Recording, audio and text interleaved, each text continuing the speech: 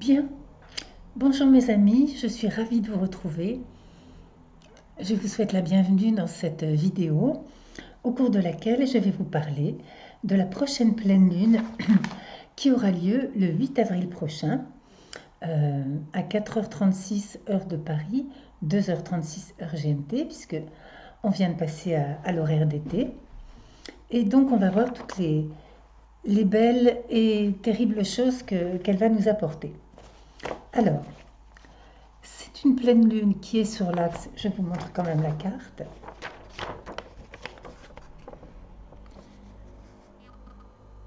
C'est une pleine lune qui est sur l'axe Bélier-Balance, avec la lune en Balance à 18 degrés et le soleil en Bélier à 18 degrés également. Donc je vous rappelle que la pleine lune, c'est une opposition entre la lune et le soleil qui sont de part et d'autre de la Terre. Une pleine lune, c'est également l'apogée, le summum d'un cycle lunaire qui va entamer peu à peu la préparation et le mot qui me vient, c'est diminution, mais c'est pas très joli. Disons que la pleine lune qui est toute belle et toute ronde, bien éclairée par le soleil, va par la suite être de moins en moins éclairée par le soleil jusqu'à la prochaine nouvelle lune. Donc, cette pleine lune sur l'axe Bélier-Balance, c'est une lune dans laquelle les relations avec les autres vont être privilégiées. C'est vraiment une lune qui est sous le signe des relations humaines, sous le signe de l'amour, de comment je me positionne par rapport aux autres, de quelle responsabilité j'accepte de me charger par rapport aux autres, de comment j'ai envie de faire pour que les autres soient bien, soient heureux, soient dans l'harmonie. Sacré programme par les temps qui courent. Hein. Donc la lune est dans cette humeur-là, très tournée vers les autres, dans la diplomatie, dans l'amour, dans la sociabilité, dans l'entraide. Et c'est vrai que, on parlera aussi du Verseau bien sûr tout à l'heure, mais c'est vrai qu'il y a eu quand même, je trouve déjà en préparation de cette pleine lune, qui va être donc l'apogée de ça, c'est vrai qu'il y a quand même eu beaucoup de belles choses ces derniers jours, ces dernières semaines qui se sont produites. Beaucoup de belles choses que nous, les humains, nous avons produites pour essayer d'aider et d'être bien avec les gens autour de nous. Euh, alors, le maître de la Lune, qui est donc en balance, c'est Vénus. Vénus qui est en Gémeaux. Et Vénus en Gémeaux, quand même, c'est une façon d'aimer qui est très dans la rencontre, qui est très dans la communication. Vous voyez, même si là nous sommes tous confinés, eh bien, c'est vrai que nous trouvons des moyens, que ce soit par Skype, que ce soit en échangeant de loin, bien sûr, avec nos voisins, en faisant des courses, toute une série de choses que nous mettons en place qui nous permettent quand même d'être dans la communication et de rencontrer des personnes que peut-être sans ce confinement, nous n'aurions jamais rencontrées ou jamais fréquentées. Et peut-être qu'à la fin du confinement, les choses, j'espère que non, vont retomber comme elles étaient, mais peut-être pas. Peut-être que ça va quand même inaugurer une nouvelle façon d'être les uns avec les autres. En tout cas, je trouve que c'est beau, cette solidarité qui se passe, c'est vraiment magnifique. Alors, je reprends mes notes parce que si je commence à digresser, pour ceux qui me connaissent un peu, alors, donc le maître de la Lune, c'est Vénus en Gémeaux, d'accord, mais qui est quand même dans l'orbe encore dans l'orbe pour la nouvelle Lune, pour la pleine Lune, pardon, d'un trigone à Jupiter, Saturne, Mars, on en parlera un petit peu après, et le Soleil est dans le signe du Bélier.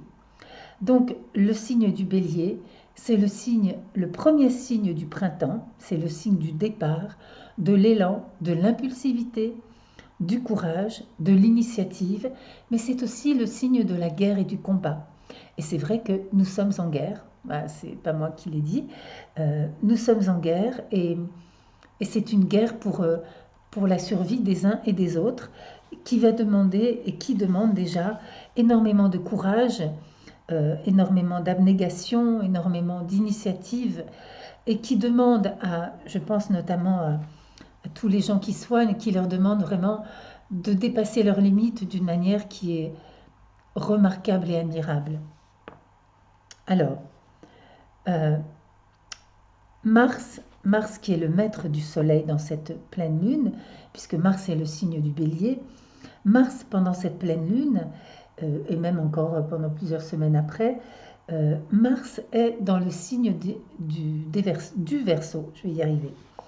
Le signe du Verseau, c'est un signe, d'abord c'est un signe créatif, original, avant-gardiste.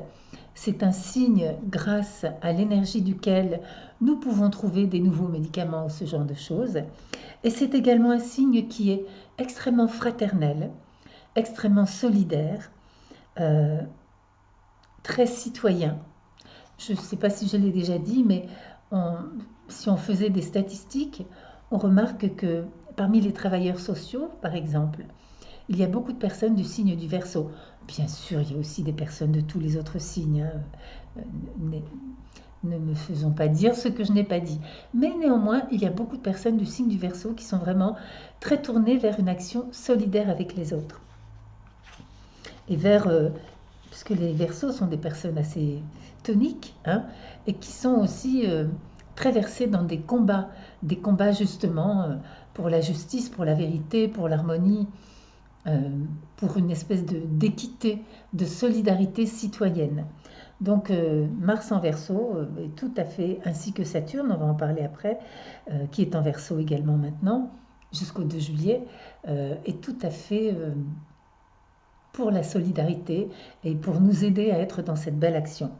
Alors, je voudrais là, par rapport à la solidarité et la fraternité, en fait, je voudrais très humblement et modestement, mais comme tous les gens, je crois, le feraient, je voudrais vraiment remercier de tout mon cœur, vraiment, tous ceux qui sont les soldats qui luttent jour après jour, toutes les personnes, les médecins, les infirmières, les aides-soignantes, les personnes qui font tout ce qu'il y a à faire dans les hôpitaux, les techniciens, les personnes qui font le ménage et qui passent leur vie à désinfecter pour que nous attrapions pas cette maladie.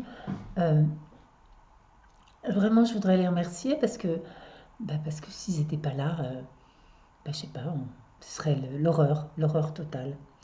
Et là, pour l'instant, c'est eux qui vivent une période de grand stress, puisqu'ils sont dans le stress maximum, l'anxiété maximum.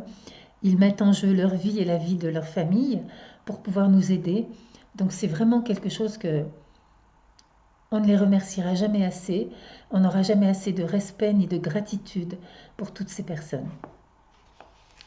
Voilà. Je reviens sur la carte du ciel de la pleine lune.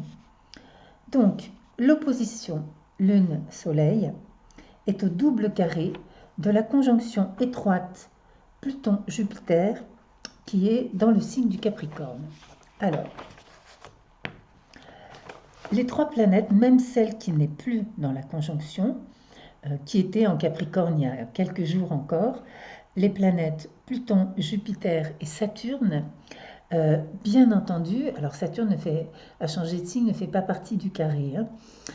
Ces trois planètes accompagnent bien entendu l'émergence du coronavirus, même si très peu d'entre nous, très peu d'astrologues, très peu de médiums avaient prévu une pandémie aussi violente. Bien sûr, on savait tous que des choses étaient là déjà depuis un bon moment pour nous obliger, nous inciter à changer, que ce soit dans nos vies personnelles, avec toutes les remises en question que nous avons dû ou que nous avons choisi de faire ces derniers mois, toute la dernière année, même depuis 2 ans.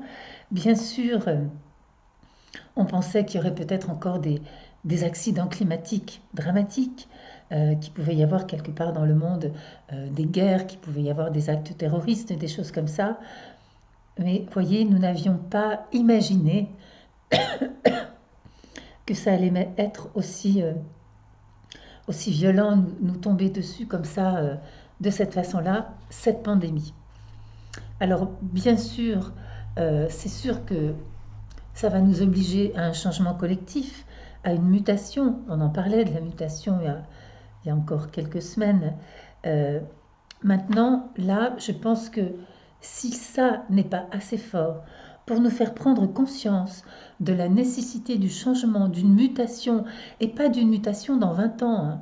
La mutation, c'est maintenant que ça se passe.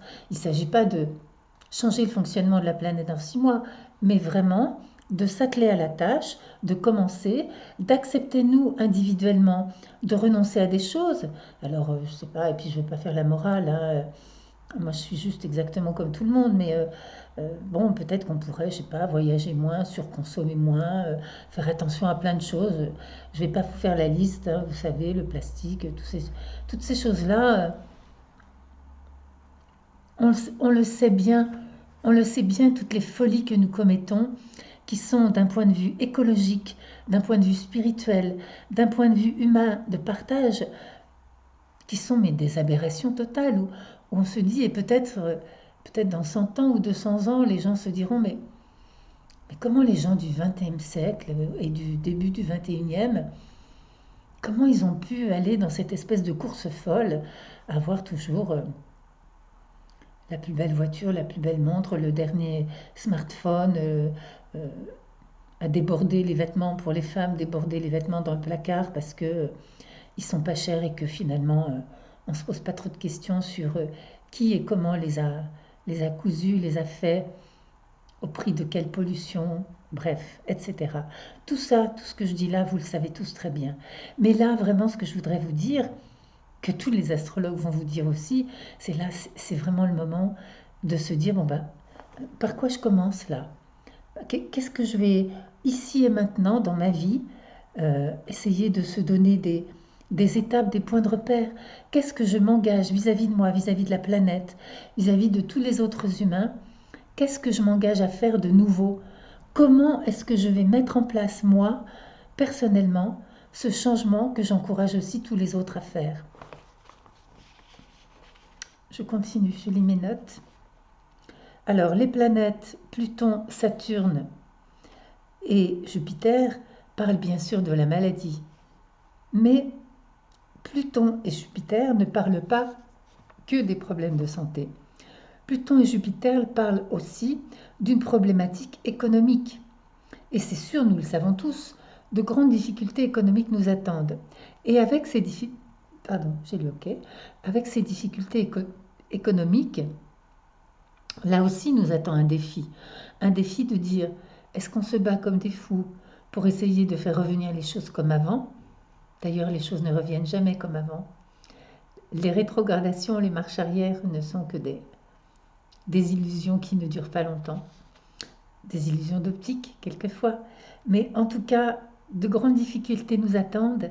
Et tout en faisant tout ce que nous pouvons pour souffrir, nous, le moins possible, du manque et de la misère, bien que franchement, en Europe, si on parle de manque et de misère, bien sûr, il y a des gens qui sont dans la misère, mais quand on voit ce que vivent des personnes dans d'autres pays, tout est relatif, n'est-ce pas?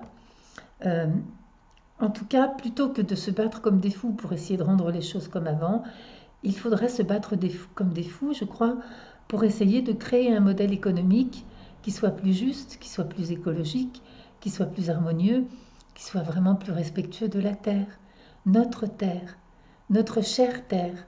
D'accord? Alors, parce que ces difficultés économiques représentent aussi la destruction d'un système qui ne tourne pas rond, hein, la destruction d'un système qui est fou et qui a besoin d'être renouvelé. Et en même temps, les efforts tout aussi puissants et gigantesques que nous allons développer pour mener ce combat sont également remarquables et dignes d'admiration aussi, parce que je crois que les humains sont capables d'aller très loin dans la destruction, mais ils sont capables aussi d'aller très loin dans la reconstruction et d'en faire des choses belles. Et donc là, le défi pour nous, ce sera essayer d'aller très loin, d'en faire des choses belles, essayer de laisser derrière une vieille peau d'égoïsme, de hyperconsumérisme, surtout d'égoïsme à outrance, et puis rentrer dans notre nouvelle peau de beauté, d'harmonie, d'amour, tout simplement, d'amour et de respect pour les autres, pour la terre et pour nous-mêmes. Alors, parce que nous combattons à la fois pour sauver des vies, et à la fois pour sauver quelque chose de nos situations économiques, et nous allons peut-être aussi devoir nous battre pour sauver quelque chose de la beauté de l'espèce humaine, tout simplement. Peut-être même juste de la survie, j'ose à peine le dire, mais de la survie de l'espèce humaine. Alors évidemment, la douce lune en balance n'est pas très à l'aise avec tout ce combat et avec cette atmosphère dont je trouve qu'elle est très lourde et très anxiogène. C'est vrai que Pluton, c'est du lourd, surtout quand il est à côté de Jupiter qui va bien le regonfler. Pluton, c'est du lourd. Hein. Alors, le Soleil, comme dans la dernière nouvelle lune, le Soleil est toujours conjoint à la Lune noire, qui est elle-même conjointe à Chiron. Donc tout ça en bélier. Ce sont toutes les choses pas claires, toutes les peurs qui nous accompagnent en ce moment. Mais c'est aussi le courage, l'affirmation de notre volonté de nous battre contre ce virus et la possibilité de guérison indiquée, signifiée par Chiron. C'est-à-dire que la Lune noire et Chiron, c'est pas que des trucs durs ou moches ou lourds, c'est aussi toute la belle énergie, puisque ce sont des éléments zodiacaux qui, dans les thèmes, indiquent aussi la possibilité de guérir, de s'en sortir, de rééquilibrer les choses. Et j'ai vu vraiment peu de thèmes où, au bout d'un moment, même par rapport à la Lune noire, les gens, au fur et à mesure de la vie, les gens finissent par surmonter ces difficultés. Et là, c'est pareil. Là, pour l'instant, peut-être nous sommes dans la peur, dans l'anxiété, mais en même temps, ces deux éléments zodiacaux, Chiron et la Lune noire, contiennent la promesse de la guérison, la promesse de pouvoir se battre, la promesse de surmonter. Alors je passe maintenant à l'étude donc de Jupiter, Saturne et Mars. Donc Jupiter est en Capricorne, mais Saturne et Mars sont désormais en Verseau. Mars pour quelques jours encore ou quelques semaines, jusqu'à mi-avril, je crois, si ma mémoire est bonne. Donc bref, Jupiter, qui est en Capricorne, mais qui est conjoint à Saturne, d'accord, Jupiter, Saturne et Mars sont dans le signe du Verseau, qui est, comme je disais tout à l'heure, un signe extrêmement solidaire, extrêmement fraternel, même si c'est dans le fracas de la lutte, je dirais, et je pense encore à nos soignants qui endurent, je ne sais pas quelle dose de stress, de fatigue et d'abnégation pour prendre soin de nous, mais dans le fracas de cette lutte, il y a quand même cette démarche exceptionnellement magnifique et solidaire.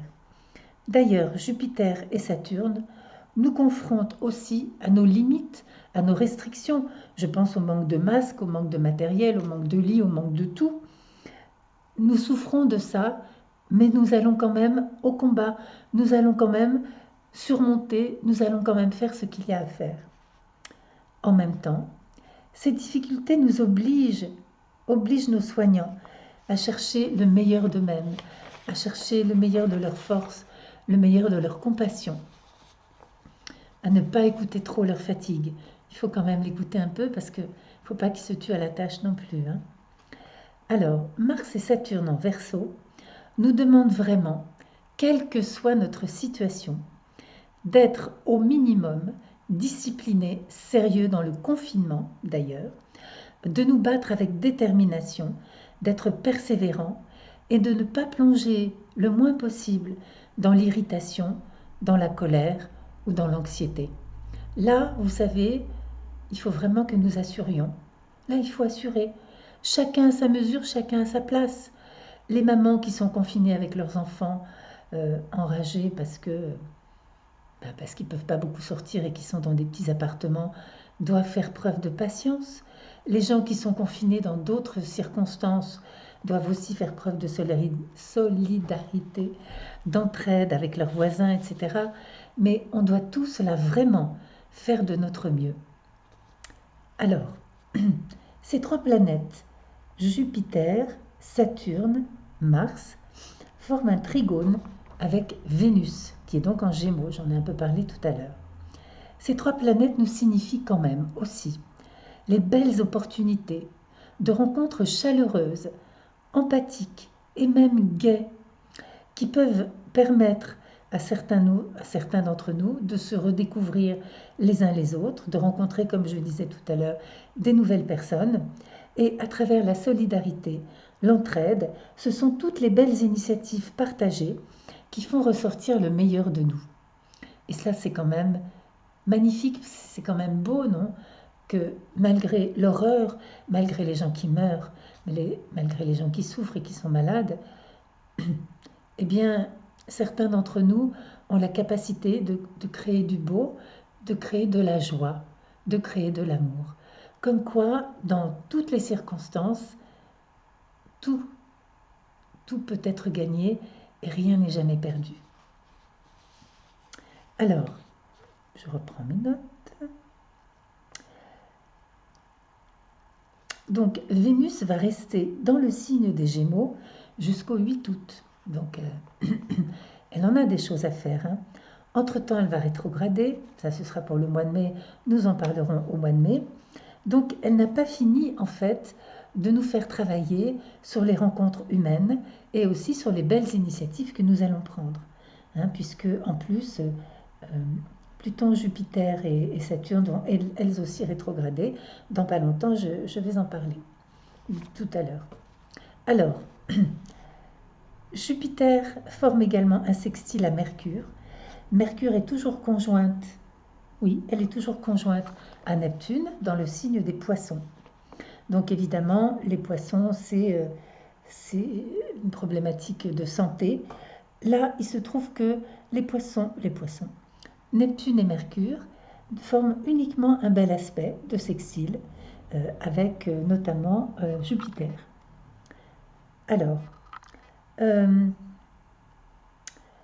dans son sextile à Jupiter, ce Mercure et ce Neptune peuvent tout à fait nous faire élargir notre vision, regarder aussi le sens des choses, parce que Mercure, qui représente la partie rationnelle de nous, qui est, d'ailleurs on peut quand même le citer, maître de Vénus dans cette pleine lune, Mercure, c'est aussi la communication, c'est comment nous allons communiquer. Là, nous allons communiquer avec tout notre ressenti, avec toute notre sensibilité. Alors parfois, Mercure peut nous faire sentir un peu confus, peut nous faire nous tromper, peut faire que on ne sait pas trop où on en est. Et je trouve, moi, que quand je parle avec les gens, et puis moi aussi, on se sent un peu pris en ce moment dans quand même un espèce de tourbillon. Il n'est pas facile de rester centré, je trouve. Il n'est pas facile de rester calme à l'intérieur. Je trouve que c'est vraiment difficile au milieu de cette tempête que nous vivons tous. Mais quand même, Mercure, dans son sextile à Jupiter, va nous faire élargir notre vision et, très important, va nous aider à regarder le sens de tout ça, va nous aider à voir comment nous pouvons changer le futur. Parce qu'encore une fois, maintenant c'est là, donc maintenant il ne s'agit pas de se dire oh là là, misère c'est horrible et tout, sauf si bien sûr dans notre famille, il y a dans nos proches, dans nos amis, des personnes qui sont en danger. Bon, nous, on l'est toujours, mais quand il y a des personnes qui sont touchées par ce virus, c'est vraiment très anxieux, très anxiogène pour le coup, pardon. Mais quand même, il s'agit de se dire, comme je disais tout à l'heure, hein, bon alors maintenant, je commence par quoi pour changer ma vie? Je fais quoi? Alors, il me reste à parler d'Uranus.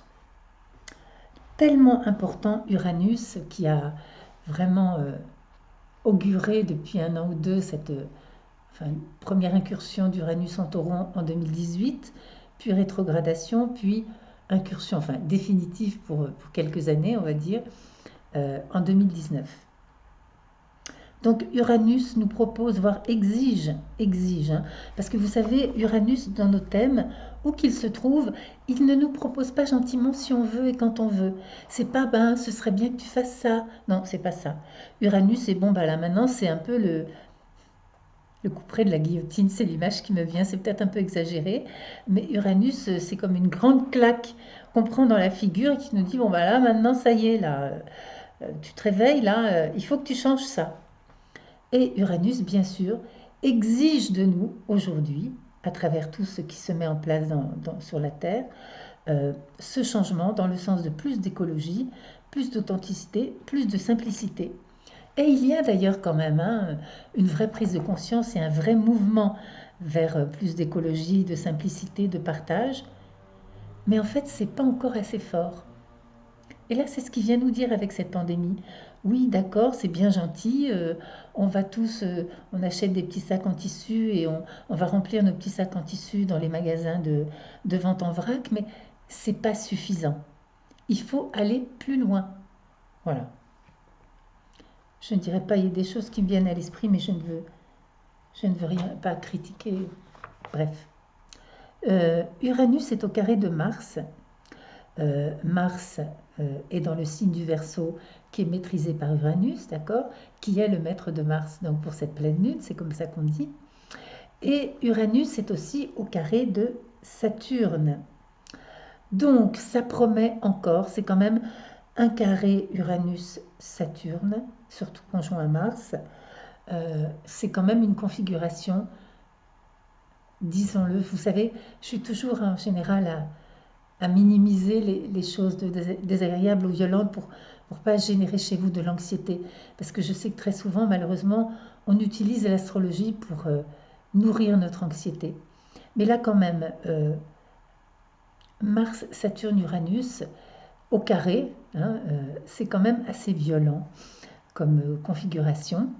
Donc c'est sûr qu'il y aura encore des tensions, il y aura encore de l'anxiété, il y aura encore des mauvaises surprises, certainement, auxquelles il nous faudra faire face avec les belles ressources dont j'ai déjà parlé et que nous allons pouvoir continuer à développer. Cela dit, Uranus forme un trigone et un sextile à l'axe des nœuds, qui est toujours en Cancer Capricorne. J'espère que ce sera plus léger et plus gai quand l'axe des nœuds, à partir du mois de mai, sera en Gémeaux et en Sagittaire. On en reparlera bien entendu. Mais là, ça veut dire que quand même, ces réformes écologiques vont tout à fait dans le sens de ce que la vie nous demande et que nous devons accélérer le mouvement. D'accord? Alors, juste 2 mots sur quelque chose dont je parlerai beaucoup plus longtemps, je pense, à la prochaine nouvelle lune. C'est que à partir du 26 avril, d'abord Pluton va rétrograder. Le 12 mai, ce sera Saturne et le 15 mai, ce sera Jupiter. Tous plus ou moins jusqu'au mois de septembre, fin septembre. Donc là, que le confinement en France, parce que vous savez, pour faire des prévisions sur le confinement va s'arrêter là ou va s'arrêter là, il faudrait quand même prendre en considération que cette pandémie, c'est pas, oui, c'est tout le monde globalement en même temps, mais l'Italie a démarré quelques semaines plus tôt que la France. Elle est donc avancée un peu plus dans ce processus. Il y a des pays comme la Chine qui sont apparemment en train de s'en sortir. Il y a des pays qui sont en train d'y rentrer dedans. Donc nous n'avançons pas tous au même rythme. Donc ce thème de pleine lune que j'ai tiré, c'est un thème pour toute la Terre. C'est pas un thème juste pour la France. Et puis parmi vous qui m'écoutez, je sais qu'il y a des gens qui écoutent depuis le Canada, depuis l'Afrique, depuis les dom-toms, enfin c'est très varié, d'accord? Mais en tout cas, ce que je voulais vous dire par rapport à ces rétrogradations, donc Pluton, Saturne, Jupiter, c'est que même si nous ne sommes peut-être qu'en France, nous sommes en train de sortir du confinement, c'est pas dit, on verra. Là, moi, du coup, je suis très, très, très, très prudente. Euh, eh bien, de toute façon, je pense que ça va augurer une période de réflexion différente. Bien sûr que nous réfléchissons déjà, et là, nous réfléchissons surtout à comment nous en sortir, comment trouver des médicaments, comment trouver des vaccins. Mais je pense que par la suite, d'abord, il risque d'y avoir ça vraiment. Avec la rétrogradation de Pluton, Jupiter et Saturne, il risque d'y avoir des vraies difficultés économiques. Et ça, ça risque de toucher par contre le monde entier au même rythme à peu près, hein, puisque nous sommes tous dans une telle interdépendance les uns vis-à-vis des autres. Maintenant, il y aura, je pense aussi, avec ça, une réflexion de profondeur. Je parlais du sens tout à l'heure avec Mercure et Neptune. Je pense qu'il y aura une réflexion de profondeur là aussi sur comment allons-nous réorganiser la société, comment allons-nous nous positionner par rapport à l'argent, par rapport au pouvoir, quelle politique voulons-nous mettre en place maintenant. Je pense que tout ça, ce sont des choses auxquelles nous allons commencer à penser, à réorganiser, à réajuster à partir de fin avril, début mai. Voilà, mes chers amis, tout ce que je voulais vous dire. Alors, je suis perturbée par tout ça, je pense que vous aussi, et je vois autour de moi tellement de gens perturbés par tout ça, même si ça n'empêche pas qu'il y ait des très belles choses qui se mettent en place dans notre vie, et ça n'empêche pas un grand nombre d'entre nous d'être dans la reconstruction ou la construction malgré tout de leur projet, même professionnel. Malgré le confinement, malgré tout ça, il y a quand même des choses très positives qui se passent. J'ai eu beaucoup de mal là, je voulais... j'avais envie d'avoir quelques mots des anges. J'ai eu beaucoup de mal, je sais pas, je suis pas, peut-être je suis pas complètement sereine parce que je, je suis dans l'anxiété comme plein de gens par rapport à ce virus. Je suis bouleversée émotionnellement, on va dire. Maintenant, j'ai quand même trouvé quelque chose, et là j'ai vraiment senti, j'ai senti que c'est pas les anges qui veulent pas, c'est moi qui peut-être aujourd'hui ai eu du mal à être dans un état de réception suffisant. Alors, mais j'ai quand même trouvé une phrase qui m'a plu et qui s'applique à ça. Cette phrase, c'est: la plénitude n'est pas le beaucoup, le mot beaucoup étant entre guillemets, mais dans l'intense. Et c'est l'éternelle mesure. La tiédeur, lui, est odieuse. Et voyez, c'est ce que je vous disais il y a quelques minutes, c'est qu'en fait, il ne s'agit pas là d'être... il ne s'agit pas de dire oui, il faudrait faire ci, il faudrait faire là, nous pourrions faire ceci ou cela. Il s'agit là vraiment d'être dans... bon allez, on fait ça maintenant. Voilà, j'ai décidé, ça c'est les nouvelles choses que je mets en place maintenant. Et d'agir vraiment. Voilà mes chers amis, j'espère que cette vidéo vous sera utile et agréable. En tout cas, je rappelle, info pratique maintenant.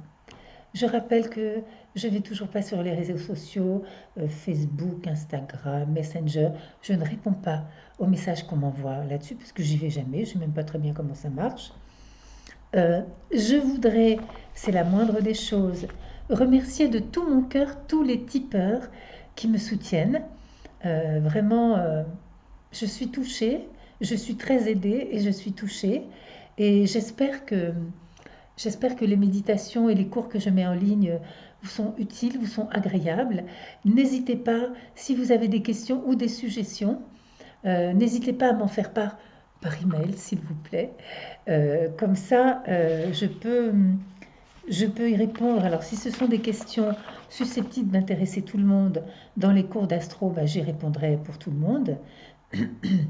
Et si c'est des suggestions, dire voilà, j'aimerais une méditation sur tel ou tel sujet, je me ferai un plaisir de l'écrire, il n'y a pas de problème. Je vous rappelle, je suis quand même joignable, hein. Donc j'ai J'ai le soleil dans l'œil un peu. J'ai un site, un site internet d'astrologie, c'est astro-mc.com. J'ai une adresse email mlvedel@yahoo.fr. Bien entendu, je mettrai sous la vidéo tous les liens pour ces différentes choses. Je mettrai aussi le lien pour Tipeee. Je fais un petit coucou à mon ami David Sabat. J'ai oublié de vous en parler. David, qui est un médium, un super médium. Alors d'abord, je vous montre mon adresse Tipeee, comme ça je peux poser ma feuille. Parce que David me dit que ça le fait toujours hurler de rire quand il me voit avec mes petites feuilles là. Donc Tipeee, c'est fr.tipeee avec 3 E, c'est normal, .com/Marie-Laure Vedel. Et je vous remettrai le lien sous la vidéo. Donc, David Sabat, qui est un très chouette médium, est quelqu'un, moi, à chaque fois que j'ai une interaction directe avec lui, au téléphone et même par texto, je reçois une vague d'amour et de bien-être incroyable. Je sais que lui aussi, ça lui fait pareil, il me l'a dit. Vraiment, après, je me sens mais super bien. Et puis tout ce qu'il dit, c'est vraiment très, très intéressant. Et donc, il a fait 2 vidéos sur le coronavirus. J'ai oublié leur titre, mais en cherchant sur sa chaîne YouTube, vous les retrouverez facilement. Où j'étais complètement d'accord avec tout ce qu'il disait, où ben, en fait, il disait, ben voilà ce qu'on attend de nous avec ça, voilà ce qu'il faut changer dans nos vies. Donc je vous recommande le visionnage de ces vidéos, et puis de toutes ces vidéos d'ailleurs. Voilà mes chers amis, j'arrête là. Je vous embrasse très fort de loin. Je vous souhaite le meilleur et je vous souhaite de traverser cette période en sécurité, le plus en sécurité possible. Et sinon, que les êtres de lumière vous protègent. Voilà, à bientôt pour la prochaine nouvelle lune. Bye bye.